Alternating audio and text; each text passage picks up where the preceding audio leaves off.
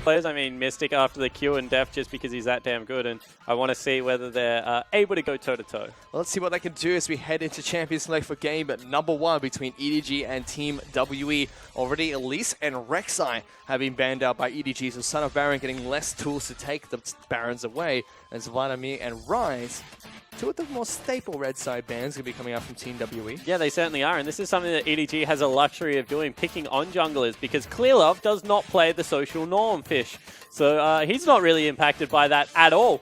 In fact, he would probably take Evelyn over both of them. Well, let's see Ascana pop in here sometime for EDG. Ascana is going to be the final ban coming out from them. And you know, you might be exactly right. They might be trying to bait the Hecarim priority pick and lock in the Skarner one more time because they said they like the matchup. It allows you to grab the Hecarim as he's diving in, peel him away and blow him up. He doesn't get tanky early on in the game, so especially if you build him like SOFM.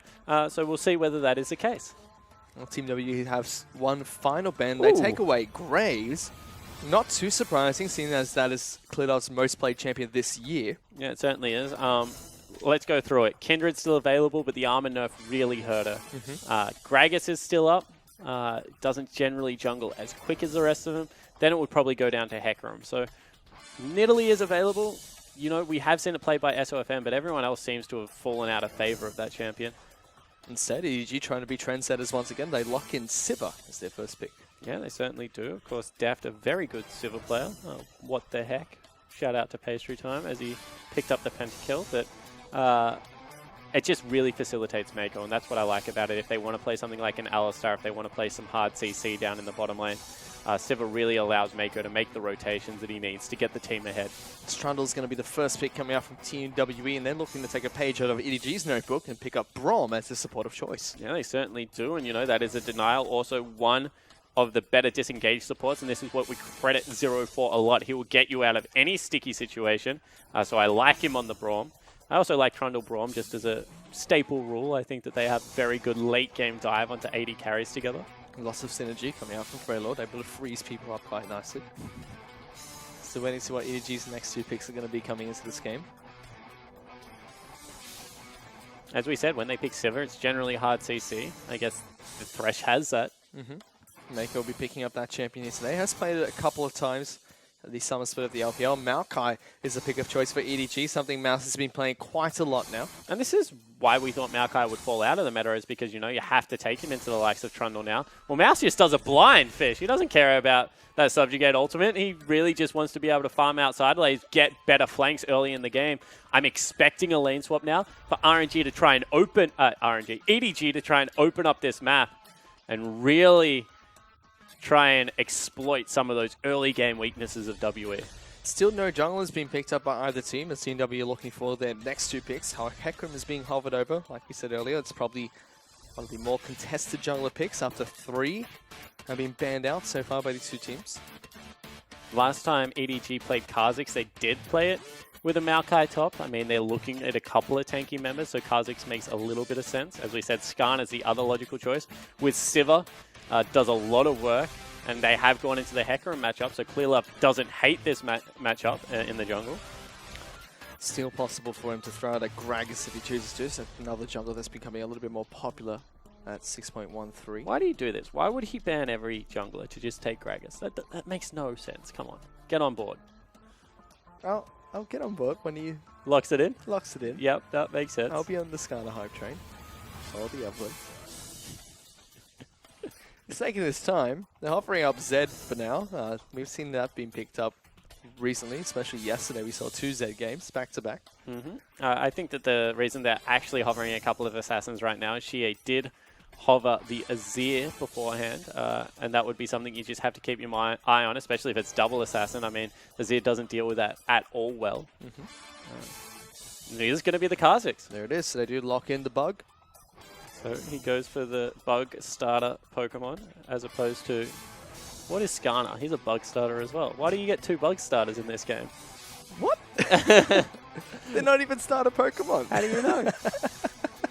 As the Blunk's going to be the lock-in as well coming out for EDG. So we'll see Scout taking that to the mid lane. Team W have their counter pick of choice. And that's a lot of damage actually coming out of the EDG lineup. Like, great burst, and then as you're dealing with all of the threatening members like the Kha'Zix, like the LeBlanc, Civic can just put in the ricochets into your front line and really stay safe on the back line. So we'll see whether that is how the fight works out. Of course, Azir Victor generally very good against Civic because they match lanes, but that is a Malzahar. Yep, second Malzahar this week in the LPL. It's going to be played into a LeBlanc again in the mid lane. So let's see what CA can do against Scout. Cool. So, of course, has a passive that really messes up LeBlanc's day. Spell immunity is just a pain in the backside, Fish. You don't want to have to deal with it as a LeBlanc. Also has great synergy with things like Hecarim, where you can just provide the lockdown and he will do a lot of the damage that you need, at least at this early part of the game, and still scales relatively well. I mean, they didn't really take much of the scaling off Malzahar, so I don't hate it. It's an interesting pickup, and as you said, we've seen it a couple of times now, but it's going to be interesting to see if it can be executed upon. Interesting picks across the board. Clearlove back on the Kazakhs. You're going to see the Malzahar into the mid lane. Things have been shaken up a little bit as we head into the first game of Summoners Rift. Yeah, they certainly have. You know, when you look at WE, 3 of their members scale incredibly well, but Malzahar, suppression is something that you have to keep an eye on as the game persists, and we'll see whether he's able to execute as the game goes later on. It's a gamble. Well, let's see if that gamble pays off for Team WE as we head into the first match between EDG and Team WE.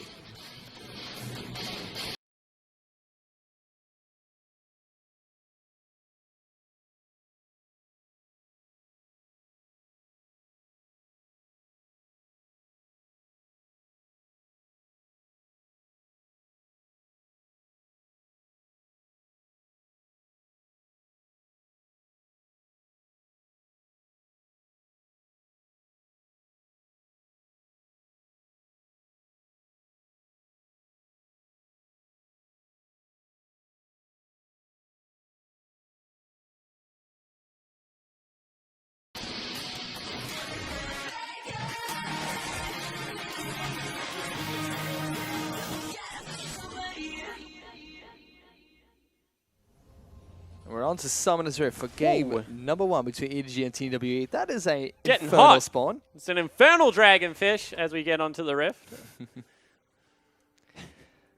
Knowing EDG, they're going to fight for that one. Yeah, no, 100%. Clearlove has already got his eyes set on that infernal drake. And you know, that's one of the reasons that you take Kazakh's great neutral control and so many Lords of Thunder on Summoner's Rift. Even Kazakh's picking up one. Thresh going for it as well. Mako adopting something that 5 does quite frequently. Malzahar is even picking up Thunderlords here. Yeah, I don't mind it on Malzahar. I think the last Malzahar we saw went for the Deathfire touch. That's due to the E just repetitively ticking over and reapplying. However, when you go for the big combo with the ultimate, Thunderlords does come in quite handy. And I'm really interested to see if Xie can make this one work. I think that we've seen a couple of top Malzahars over in the LCK and one mid Malzahar in the LPL. I don't believe it's been... I'm going to get crucified for this, but I'm going to say it anyway. I don't believe it's been played in the NALCS or the EULCS, although I don't watch every game, so that's a bold statement for me to make, but I'll look at the stats every now and again. Well, I've only seen Malzahar played as a jungler in solo queue. So I'm no better. We see Team WE start on this Gromp camp for their bottom lane AD carry and support. EDG will do the same thing to the Krug camp, so we're going to see standard lanes come out from the two teams. Yeah, we certainly are. You see that Condi actually started a major camp, so he's a little bit quicker through the jungle so far. Well, the Gromp buff will help Kazakhs as it goes along. And this is why people like Clearlove and Spirit can get away with playing Kazakhs. And this is going to sound weird. They actually make their top laner tank so much. Clearlove makes Mouse tank like 4 shots at the start of it, whereas you normally take 2, I think, at the most if you're any other top laner. And Gamsu does the same thing for Spirit over on Fnatic. And they're the 2 most prolific Kazakhs players, I think, at the moment in the world. And that's pretty much why they can get through their first jungle clear very healthy, because their top laner tanks the first camp. Well, let's see if that's going to help Clearlove out. And there's a Maokai, so he heals up quite nicely. Well, it already has helped out Clearlove because he's on his second buff, and I mean, he's only just had to start his second potion, whereas Condi a little bit quicker through. Also trading back and forth down in this bottom lane, though, as Deft and Mako getting some nice flays back on towards Mystic. Zero's been doing a good job of making sure he stays alive. There's a Thunderlord's proc coming out from Mako. Yeah, actually really nicely done. You got to remember that Deft has a Warlords. So he's going to be able to keep himself topped off in this lane incredibly nicely.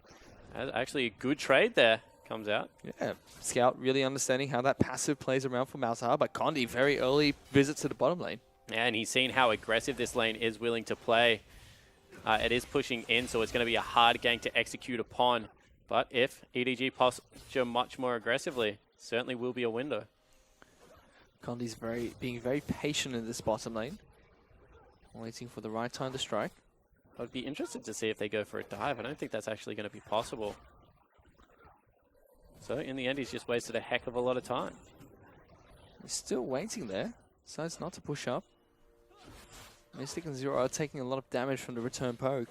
But he's still not moved. I mean, he's staying out of experience range, so he's not really messing with his bottom lane too much. They've just warded that lane. Could be expecting a counter gank, but Clearlove's nowhere on the map. Clearlove likes level 6 on Kha'Zix. I mean, he has gone bottom lane a couple of times very early on to get things happening, but I think in this lane matchup, especially where they have double range, they're going to be more than happy to just keep the 2v2. And still, we check back in with the mid lane. Scout is still trading quite effectively against Malzahar. Pops the passive first before going in for the combo. Shoves him off some creeps as well. So this is actually really nice control shown by Scout. We complimented him a little bit earlier off screen, but it doesn't really feel like EDG are using like 2 replacement players anymore. Feels like Scout and Mouse have definitely made their mark. As I'm complimenting him, he misses 3 CS, but that's all right. We'll forgive him this time around. It's a good hook, lands on towards Zero, gets the flay backwards well, just puts up the shield, negates a lot of damage. Thunderlord still does come out from Mako. They've burned all the potions on both the supports here. Deft has actually messed up a couple of spell shields here, trying to preempt that as they go in. Though. Flash forward, the double flay. Clearlove jumps here too, flashes forward. Mystic takes so much damage, but the exhaust going to keep it alive. Boomerang play gets him down to 10 health, but Mystic is going to live. Able to live on single digits. Great job out of Mystic there. He's even confident enough to stick around a little bit, acting as if his jungler is on that side of the map. Deft trying to zone him off as many creeps as possible. But that looked like it was going to be a double kill. They committed very hard for it, but they're not able to make it work. Fantastic gank as well, and Mako played it phenomenally with the double flash play into War Lantern. Yeah, and they burn every summoner spell bottom lane. I mean, Mako burnt the exhaust, burnt the flash, as you mentioned. Deft, he's got the heal available, but that's it. That doesn't work Deft that way. And even, you know, they got the summoners out of the jungler as well, as Scout's still putting in some work. Lots of damage down to the outside, doesn't get the second proc of the change. Those new Voidlings, by the way, are terrifying. When they start swarming you, oh, it is not a good news story. It's not fun. They're trying to actually make sure that Zero can't freeze this lane as well, so nice job there out of EDG's bottom lane. They've got a big advantage just off the gank, but, you know, does burn a little bit of Clearlove's time. Nice big 10 CS lead as well for Deft. He'll be up against a tier Ezreal, so has some time to take advantage of the lack of combat stats on the Ezreal. There's an actual aggression coming out there. Scout going to get locked down by Shear's ultimate. Has to flash away. Condi tries to go for the gank. Still able to escape with his life. Great reaction timing out of Shear there. Able to get the ultimate down. Condi was there at the perfect time, as you mentioned. That means a little bit of farm going to go over to Clearlove in the mid lane. He's not going to mind, although Scout actually walks back up here. And you're right, those Voidlings are terrifying. They really are terrifying. They run so menacingly. Stuff of nightmares. See that Teft actually gets to go towards the BF sword. So straight up BF sword. Yeah, that's a great lane now for the Sivir to be engaged in. Generally, if you can make someone back on your tier with you, you know, they have to go towards double longsword or something like that, you can equalize the lane. Now it's going to be really hard for them to stop the push that's going to come out of Sivir. Dev can also just play against the minions if he wants to. He does have a nice push going down the bottom side of the map. Zero and Mystic are being very cautious. Split up, takes away a scuttle camp towards the top side of the map. We finally check in with Mouse, who's just holding his own against 957 on trouble. And that's what we expect, right? Double Dorans into, you know, some armor means that it's going to be an okay. Oh, here we go. See, in a little bit of trouble here, going to get jumped on by Clearlove. Doesn't have his flash, or does have his flash to get away, but decides not to. His first blood goes over to Clearlove. Yeah, and what's the point of flashing there? I think that Shia actually played that the best that he could. He stayed in the creeps. It meant that a chain didn't come out until very late. Clearlove actually stone-faced there, not really giving all that much away. But that was, as I said, I think that was Shie playing it well, but he was just caught out, and they had had that pink warded for so long that they knew there was no wards in the vicinity. Top of that, it gives blue buff on over towards Scouts. We're going to be able to be a little bit more dominant in this lane. As Dev taking a lot of damage, has to pop on the hunt to try and run away from Condi. Will take the Dark Passage to safety. Cheeky play there, turns around, gets a couple of auto attacks before he does so. Looks like another Hecarim is going to be going Trinity Force first, as it's actually a Sheen pickup. So I didn't think I'd say this, but Condi more aggressive than SOFM. Must have been watching that last game and saw how well it was for SOFM. How well it went. Sarcasm dripping off Fisher's voice. Let's see if he gets a Caulfield's Warhammer as well. 40% cooldown reduction, pretty good. As blue buff's going to be donated on over towards Sierra as well. Malzahar will pick it up, try to go even with Scout in lane. Yeah, but already 20 CS advantage as well as the kill going across to clear love out of this mid lane. You have to say that the Malzahar failed experiment, at least so far. Did nearly pick up an early kill, but just not able to get it going. And, you know, 957 hasn't really abused this melee lane matchup either. Everything going in EDG's favor. They've got Kha'Zix to level 7. He's got his first upgrade, as well as the jungle item. He's got a full bottom side of the jungle to go with. They'll probably look to repeat their gank down there and then maybe pick up an Infernal Dragon. It's also what we really expect from EDG up against CWE. The early game is theirs, and they should be controlling it well. They've been doing a good job so far. Yeah, they've got advantages everywhere. I mean, their jungle is up a kill. Bottom lane's up 20 CS. Mid lane up 20 CS pretty much. So everything right now, advantage EDG. As you said, we expect it, but to see them execute upon it is something completely else.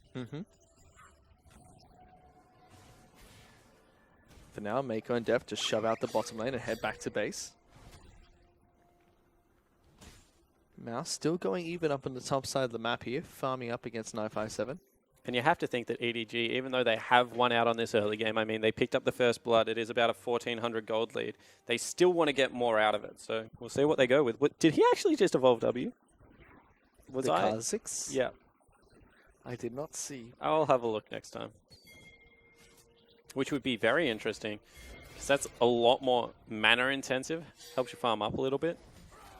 As we actually hear Trundle smacking people. There he is. Lane. See whether they execute on a dive up here. Mouse does the right thing. I mean, holding creeps off turret, making sure that you can guarantee the freeze. That's a Braum in the mid lane. Zero rotating there. Trying to protect CF if he gets jumped on. That's lots of damage that comes out from Scouts. The foilies just ravage at him. Yep. Swarm, my beauty, swarm. But very quiet. It feels like EDG are currently playing to their tempo. EDG currently feels like they're playing to the tempo. Is that? It looks like... I can't tell. That's on the that Q, skin. isn't it? It has to be the Q. So 2,000 gold lead for EDG at the moment. Normally when you evolve the W, it creates spines on just your shoulder blades, which is what I was looking for. However, that skin... Clarity, come on, Riot. Please. Can't see anything. Well, at least it's not pool party Rek'Sai. As Def now going to throw a couple of boomerang blades out. Trying to poke down this bottom lane outer turret.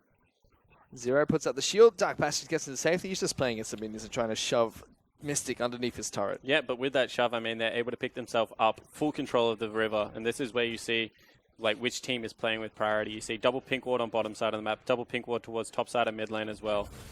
They will be able to pick up some control now. But it is pretty much too late because, as we said, those CS leads are growing further and further. And they did give away the first objective of the game. They're going to give away bottom turret for free. And they do get the hook down to Zero as well. Straight into the box. Forced to flash and jump away. Mystic now trying to run. There's the teleport coming out to the bottom side of the map. Zero will fall down to Dev. Dark Passage gets him closer to Mystic, but he's already covered enough distance to get away. Yeah, and it was actually Def that took the Dark Passage. I mean, if Mouse took it, he probably could have flash twisted advance, but he doesn't. Now they need to force because otherwise they've just wasted a cooldown. Well, they're going for just that. Def now going to put down a lot of ricochets to try and push out this wave. Mouse is still pushing with them. They already took down the Infernal Dragon, so no major objective towards the bottom side of the map. Yeah, they actually just walk into the Fog of War, try and pressure away mid lane potentially. Kha'Zix has to go into the top side of the map and pick up all of that free farm. Poor Clear Love. Scout just takes too many Voidlings to the face there. Maybe he was the one that called it. Teleport. Mouse was like, why? Complete the teleport. I need to grab an item, says Clear Love. And he messes up all the CS. Not doing a great job. And Sierra's still doing what Malzahar's do, which is push out mid lane. Yeah, he's shoving, but I mean, when you have a look at the gold and the CS advantages, it's all in Scout's favor right now, and he's going to be able to catch this wave as well. They've already rotated towards top side of the map, so Civ are going to go back to pushing. Sitting on an Essence Reaver is absolutely massive. And honestly, this game is starting to slip out of control fairly rapidly for WE, and they just haven't made a proactive move. They're 3,000 gold behind, and EDG is just dictating every facet of the game. Certainly are. The early game looks to be in EDG's favor. Team W like to try and control and mitigate as much damage as possible. But they normally like to trade, right? So normally you would expect Mystic and Zero to swap away earlier, go pick up a turret for themselves, give up the Infernal Drag. Sure, that's fine that we're willing to do, but, you know, get into a lane swap and be able to affect that. Whereas right now, Deft is just bullying Mystic. If this hook lands, he's dead. He's going to land it straight on top of the Ezreal. Deft picks it up with the Boomerang Blade. And even more advantage created for EDG. 957 actually duking it out with Mouse, and Mouse looks like he's got the better of this trade. Kha'Zix is wrapping around the back as well, so he has to be very careful, still slowing the Trundle down. This is looking great for EDG. Yeah, it certainly is, and all of a sudden they have priority on bottom side jungle as well. Clearlove's going to love that buff. Eats it up for himself, and right now, this game is rapidly devolving away from WE, and Deft is giving no respect to a duo in the top lane. He certainly is not. He's pushing out this wave. Should be able to get even more damage down towards the top lane outer turret. It's Clearlove clears out a couple of wards inside of Team WE's jungle. Condi you actually send up to the top side of the map to try and deal with this. Hook comes out from Mako trying to threaten the horse. Yeah, they're trying to just hold the lane here. We'll see. Actually, Condi's trimming it. So they've given up all faith in their AD carry at this point. Mystic, you're on your own, mate.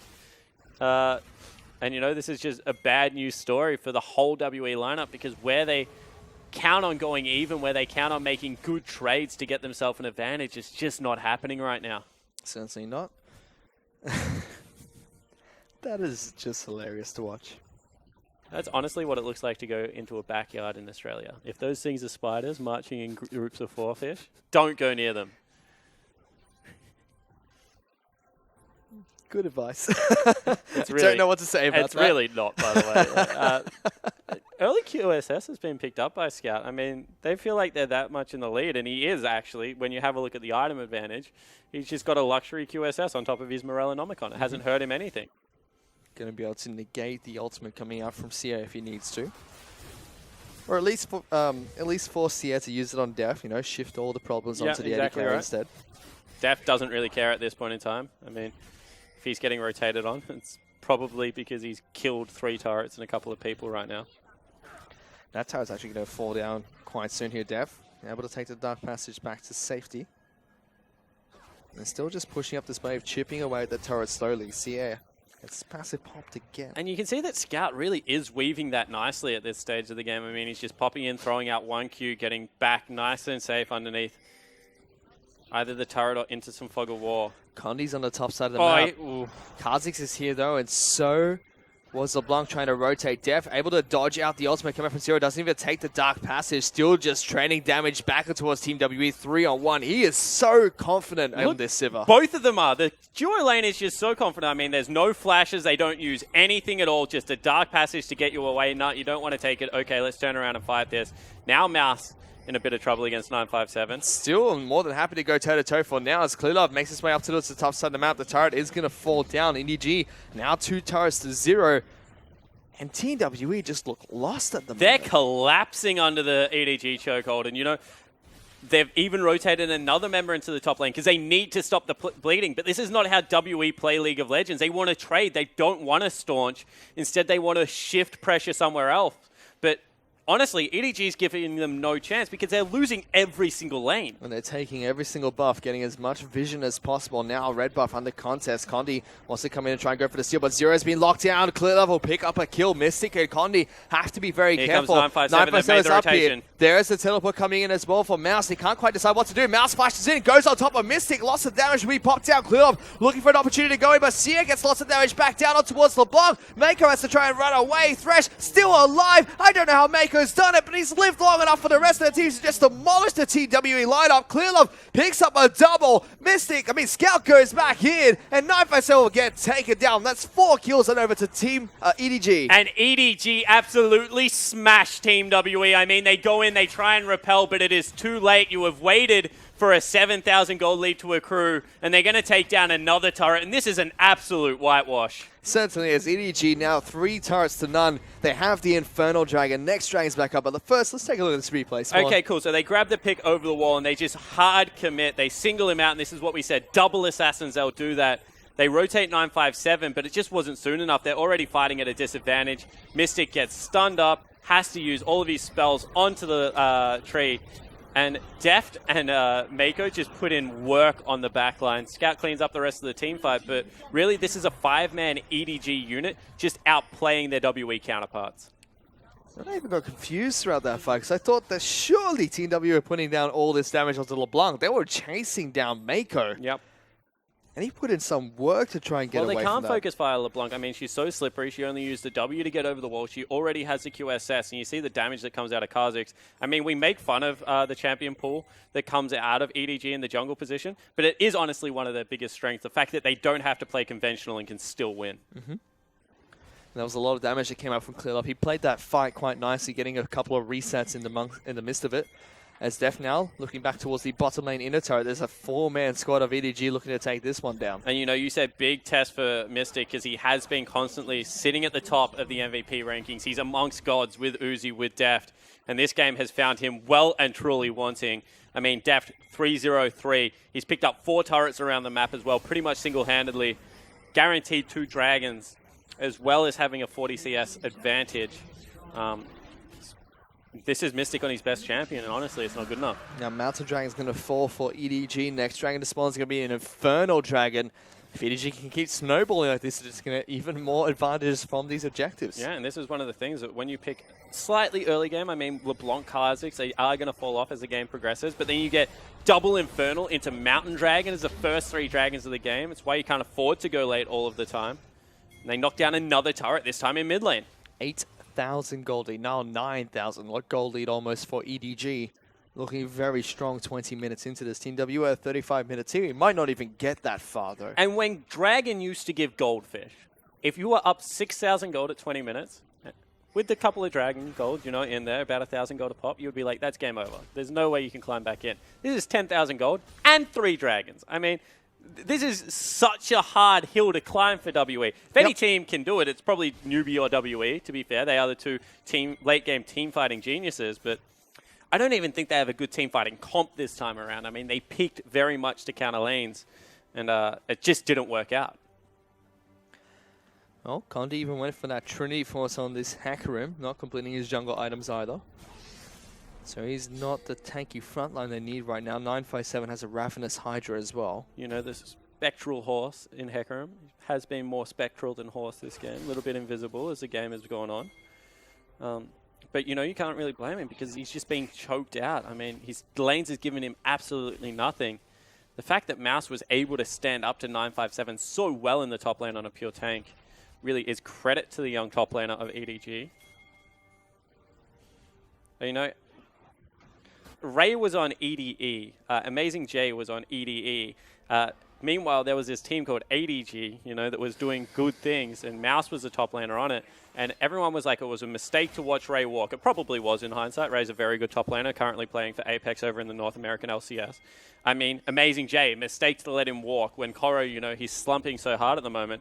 But realistically, they knew they had this young kid on the bench that meshed very well with the team and has honestly slotted into the roster in really well. Let's see now, Zero just going to get caught out by EDG's Death Rush. Mouse was looking for even more. They're trying to threaten the rest of the line, even put up the door in anticipation. And why do you have to face check that brush? Because they have no vision. It's double pinked ward outside of the Baron pit. They've pinked ward this brush.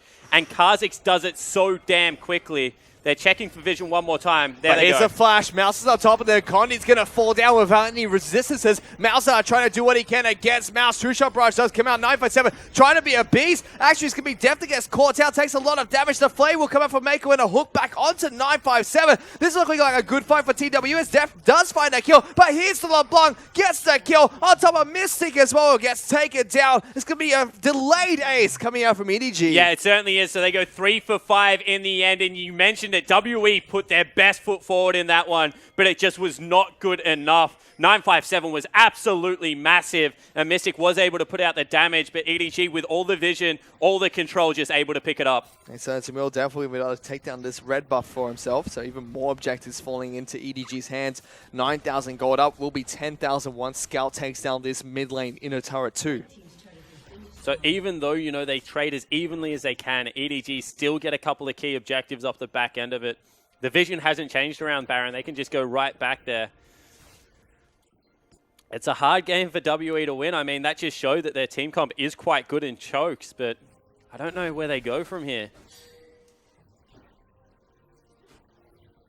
Deathcap picked up. That's massive. Deft moving towards an IE. Remember, he's got Warlord, so doesn't really need the lifesteal.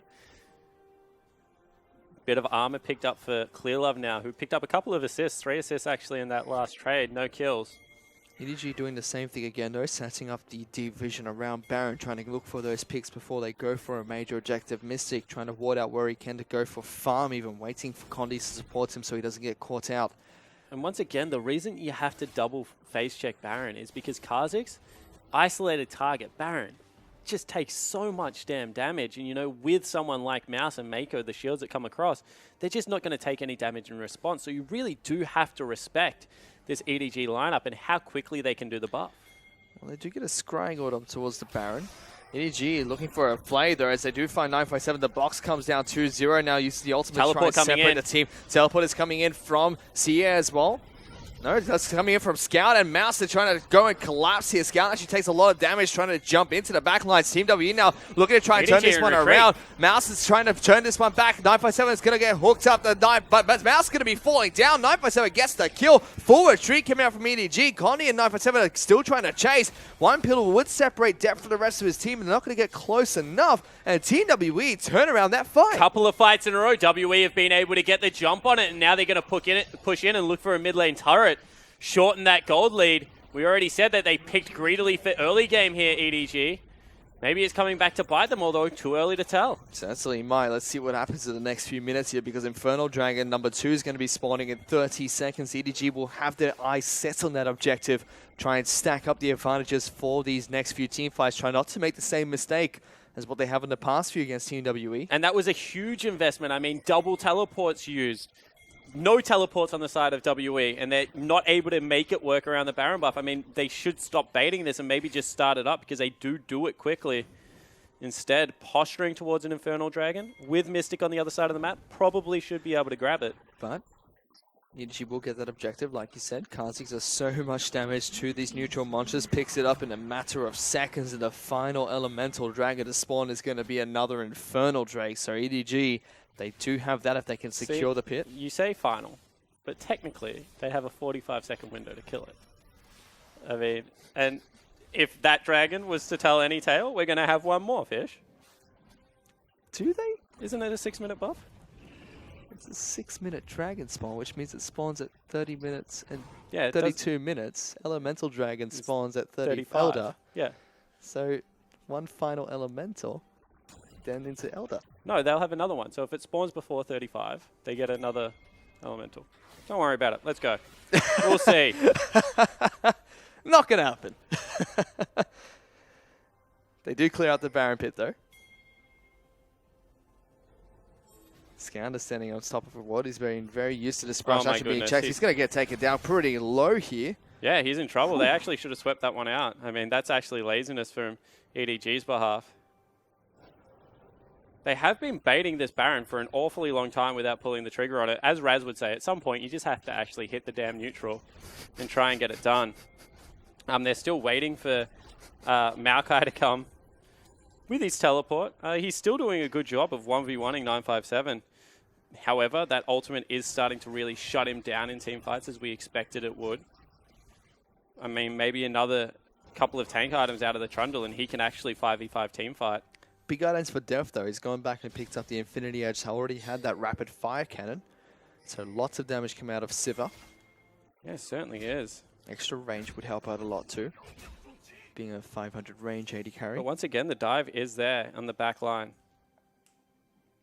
And now they've got some armor as well. Frozen Heart was picked up by 947 quite some time ago. With a subjugate onto Mouse, he can just run through into the back line against EDG. Yeah, certainly can, and still no Last Whisper. I mean, no Void Staff either. They're actually quite greedy builds from EDG, as we call them. You know, third item with no pen on the lineup is going to hurt, especially against a huge tank like the Trundle. But they do, as I said, they just do neutrals so quickly. As long as they're dancing around behind the pit like this, there is no threat for WE to have to face check anymore. However, as soon as they go to that pit, as Def gets caught up, good pillar actually coming out there from TW, separates the Team Scout. Now in a little bit of trouble, not going to get knocked up by Zero. That's a major ultimate being burnt there. Yeah, it certainly is. A lot of the disengaged value that WE has now gone. And they're still not going towards it, Fish. They really want this face check one more time. I think they can even two-man it. It's getting close to the 35-minute mark where Team WE becomes stronger and stronger. And as we said, EDG should be able to shut this one out early. I mean, yep. That is how they play the game.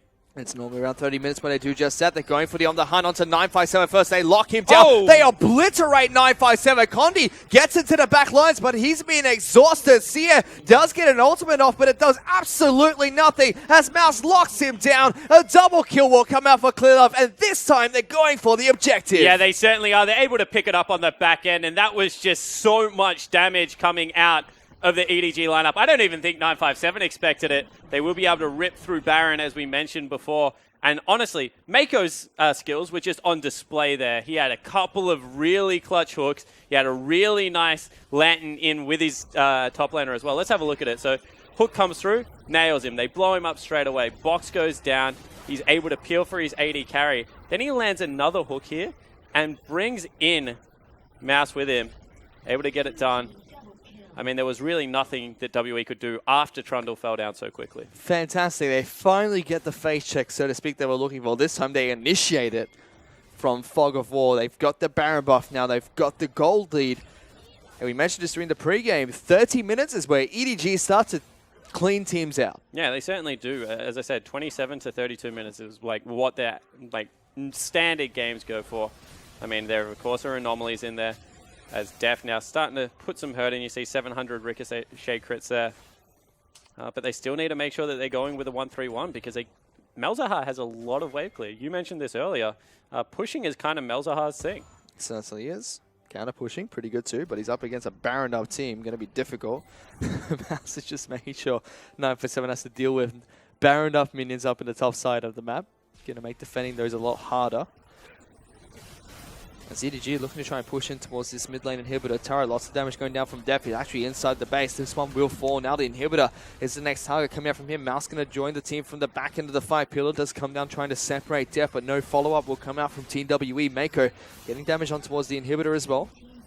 But there's Def. Wow, Scout going really far into that one. Takes down Mystic. The assassination from downtown comes out from Scout. And you know it's a good assassination when even the play-by-play caller is surprised at it. Scout able to flash in there and absolutely blow up the AD carry.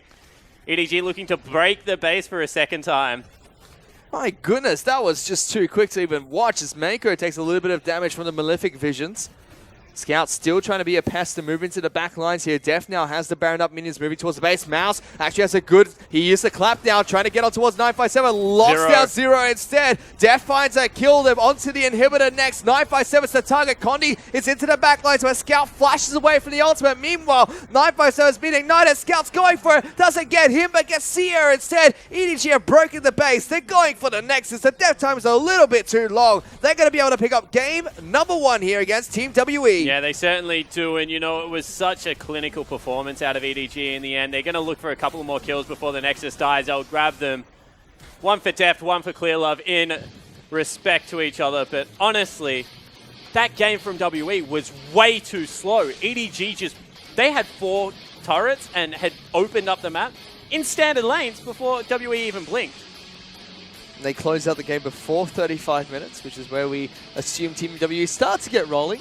And it looked like they had glimmers of hope, but they were just glimmers. EDG just shut them down every single time they came up. Yeah, they certainly were just glimmers. And, you know, it was in these choke team fights where EDG were trying to make them face check, trying to get them in there. And with Trundle, especially if he got the subjugate down onto Maokai, was just able to put in work. But, you know, this was the first team fight that EDG just absolutely smashed them in. This was a teleport in coming from out straight on top of Mystic. Lots of damage to come down here. TWE just couldn't do anything. He tried to chase out Mako so much, but the rest of the EG lineup were just cleaning through Team WE. Yeah, they certainly were. And, you know, they overcommitted onto 2 targets. They initially overcommit onto Mako, who pretty much just peeled them back time and time again. Then they overcommit into Clear Love as well. This was one of the more touch-and-go fights, I believe.